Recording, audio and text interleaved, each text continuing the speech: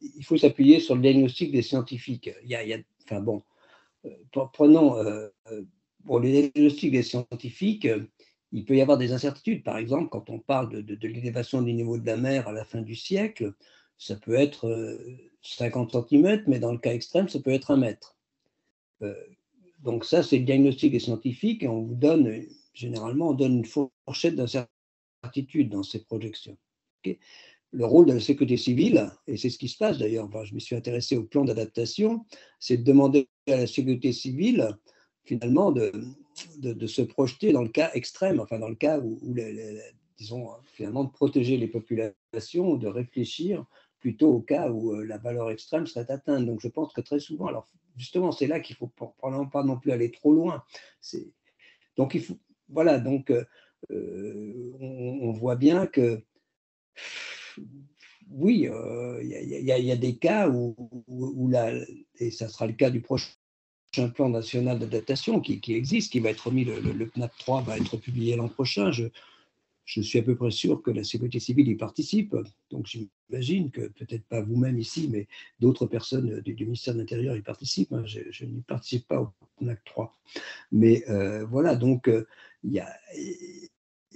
disons, je pense qu'en s'appuyant sur les connaissances scientifiques, on peut de façon, enfin, avec un certain bon sens, relativement, enfin, disons, déduire ce que, en tant que sécurité civile, il est raisonnable de faire. Voilà. C'est un peu ça. Donc il faut quand même, et je pense qu'il faut aller.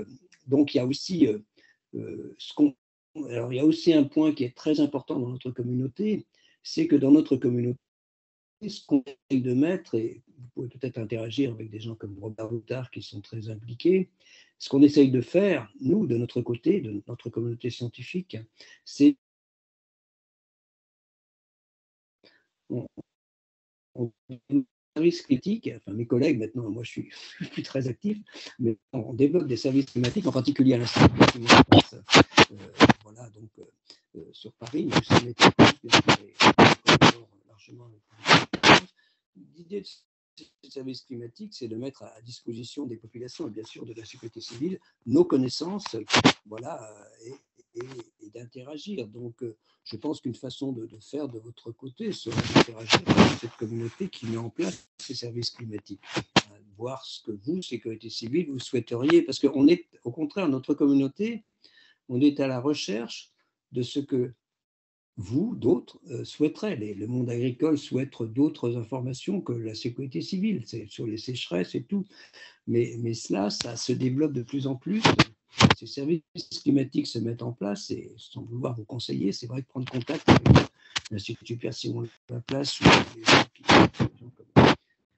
si je peux juste vous interrompre, parce il semblerait avoir une petite section, si vous êtes en train de bouger. Micro. Micro. Là, ça va. Moi, oui. Ça va. D'accord. Donc, l'idée, ça serait de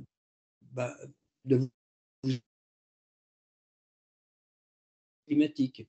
L'objectif des services climatiques, c'est de répondre aux souhaits de différentes communautés. Ça peut être la sécurité civile, mais disons, les demandes peuvent être différentes pour le monde agricole. Et voilà, notre souhait en tant que communauté, c'est un peu, on a des services météorologiques actuellement, bien sûr, Météo France, mais on souhaite mettre en place des services climatiques, c'est-à-dire être en mesure de donner le maximum d'informations en temps réel, et disons aussi bien au niveau des projections par rapport voilà, à des demandes qui viennent soit des populations, soit des